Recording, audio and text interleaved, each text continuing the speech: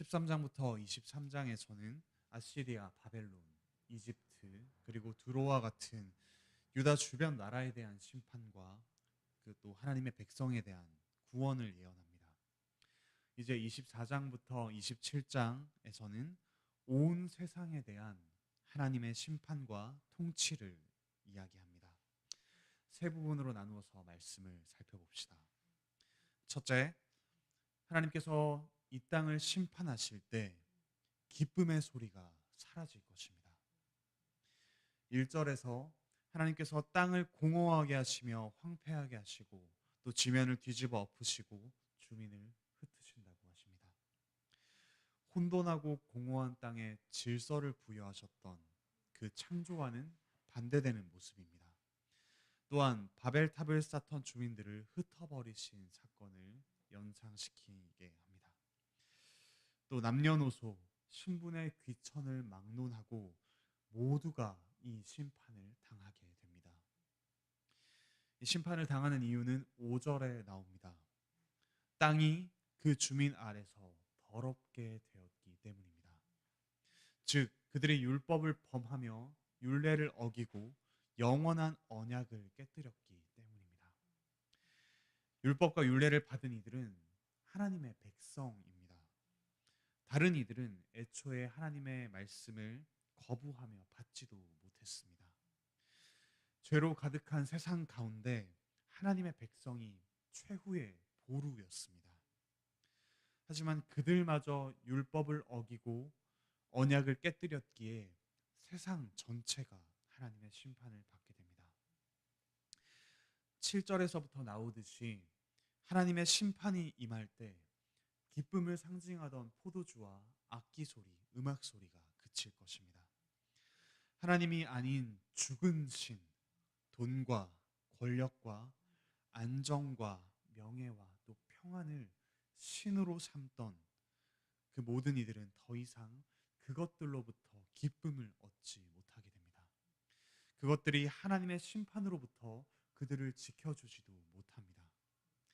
지독한 자기 사랑과 우상 숭배의 결과는 자기 파멸과 영원한 고통입니다. 둘째, 하나님의 심판을 두고 찬양과 고난이 있을 것입니다. 14절부터 또 16절 상반절에는 심판을 행하시는 하나님께 영광을 돌리고 또 그분의 의로우심을 찬양하는 모습을 볼 수 있습니다. 하나님의 심판은 의를 세우시는 것이기 때문입니다. 그 찬양 소리는 동방에서 그리고 땅 끝에서부터 들립니다. 하지만 16절 하반절에서 이사야 선지자는 이렇게 이야기합니다. 내게 화가 있도다. 하나님의 심판, 그 영광의 날이 오기까지 하나님의 거룩한 백성은 그 의가 이루어지는 것을 보기보다는 고난을 당할 것이기 때문입니다. 17절에서부터는 하나님을 대적하는 이들에게 임할 심판을 계속해서 이야기합니다. 어떻게 또 어디로 도망가든 그들은 심판을 피하지 못합니다. 아래로는 땅이 깨지고 갈라지며 흔들립니다. 또 위로는 마치 노아의 때처럼 심판의 문이 열립니다. 어디든 도망갈 곳이 없습니다. 20절에서 말하듯이 땅은 사람들이 쌓은 죄의 무게를 감당하지 못합니다. 이 의로운 심판의 날을 기다리며 하나님의 선지자와 백성은 계속해서 하나님의 말씀을 전하며 고난을 인내해야 했습니다. 세 번째로 심판의 날에 하나님께서 시온에서 왕이 되시며 또 영광을 나타내실 것입니다. 21절에 나와 있듯이 이 땅에서 자기 영광을 과시하던 높은 이들은 모두 하나님의 벌을 받습니다. 마치 죄수들처럼 옥에 갇히고 형벌을 받게 됩니다. 하나님만이 받으셔야 하는 영광을 자기 스스로 취한 그 교만한 이들에게 심판이 임합니다.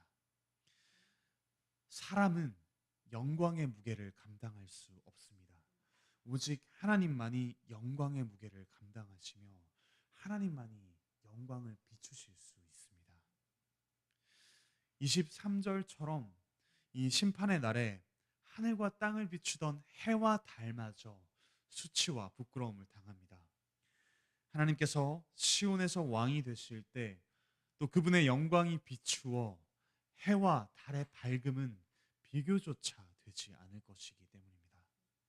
하나님의 영광이 드러날 때 가짜 영광은 또 일시적인 영광은 그 빛이 바래고 우리가 희미하게 보았던 하나님의 영광은 찬란하게 드러날 것입니다.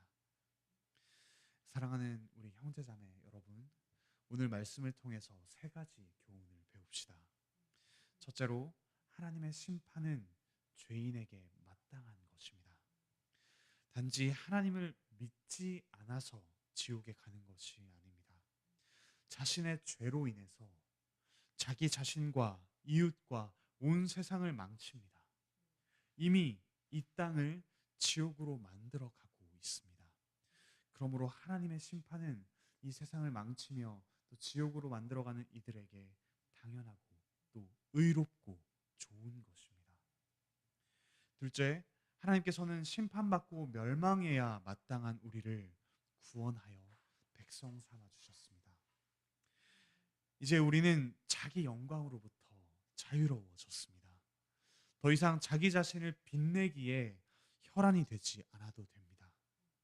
자기 안전을 확보하기 위해 영생과 또 궁극적인 행복을 얻기 위해서 아등바등 살아가지 않아도 됩니다. 우리는 우리를 구원하신 하나님의 영광을 보며 찬양할 뿐입니다. 우리가 감당할 수 없는 영광의 무게를 지려고 하지 말고 함께 영광스러운 하나님을 찬양합시다. 그분의 영광을 반사하며 살아갑시다. 셋째, 그리스도께서 십자가에서 우리 대신 심판을 받고 또 부활하심으로써 하나님의 영광을 온전하게 드러내셨습니다. 우리 모두가 심판받아야 마땅하지만 유일하고 또 온전한 의인이신 그리스도께서 우리를 위해서 우리 모든 죄인을 위해서 대신 심판을 받으셨습니다. 하나님의 심판의 엄중함이 철저하게 버려지고 심판받으신 그리스도에게서 분명하게 드러납니다.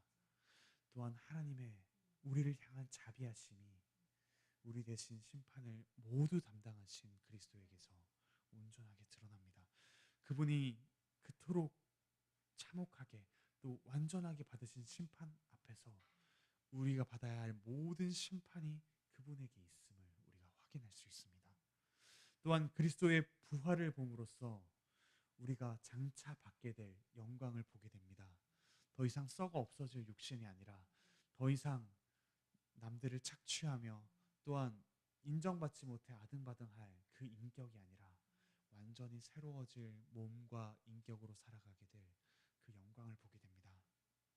또한 하나님의 심판은 이 세상을 모두 망하게 하는 심판이 아니라 새하늘과 새 땅, 더 이상 흔들리지 않을 그 나라를 가져오게 될 것이라는 것을 분명히 그리스도를 통해서 말씀해 주시고 보여주셨습니다.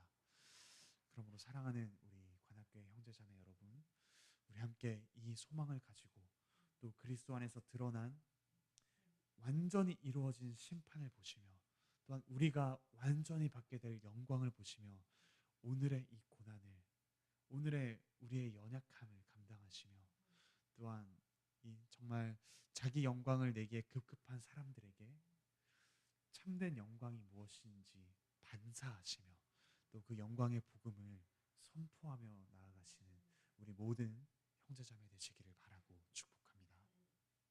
기도드리시겠습니다. 하늘에 계신 우리 아버지 하나님,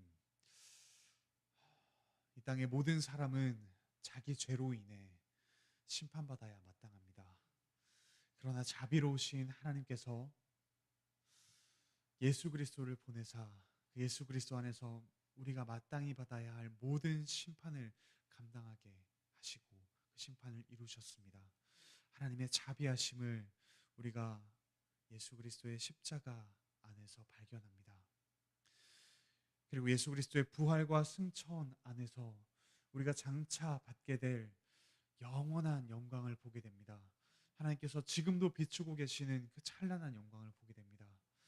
우리가 그 심판과 부활, 그 우리의 죽음과 또한 부활의 영광 가운데 오늘의 이 고난의 삶을 넉넉히 감당하게 하여 주십시오. 참 슬픈 가운데 이 며칠을 보낸 성도들을 주께서 위로하여 주시고, 특별히 사랑하는 아이를 뱃속에서 먼저 보낸 김보경 성도님과 또 정재훈 전사님 가정 가운데 주께서 위로를 더하여 주시옵소서. 참 몸과 마음의 여러 가지 문제를 가지고 살아가는 우리 성도들에게 우리 모든 고통과 심판을 감당하신 예수 그리스도의 십자가를 바라보게 하시고, 또한 장차 우리가 받게 될 영광과 위로를 그리스도의 부활 안에서 볼 수 있는 그 은혜를 허락하여 주시옵소서. 이제 또 내일의 예배를 사모하며 오늘 하루를 안식하며 지냅니다. 주님께서 또한 새롭게 주실 그 위로와 평안을 사모하면서 오늘 하루를 지내게 하여 주시고, 또한 평생에 우리의 모든 죄와 또 고통을 감당하신 그리스도의 사랑을, 또 우리가 장차 받게 될 영광을 보여주신 그리스도의 부활의 이 복음의 사실을 전하며 살아가는 우리 모든 관악교회 형제자매 될 수 있도록 주께서 은혜를 내려 주시옵소서. 감사드리며 예수 그리스도의 이름으로 기도드립니다. 아멘. 은혜로운 기도의 시간 되시기 바랍니다.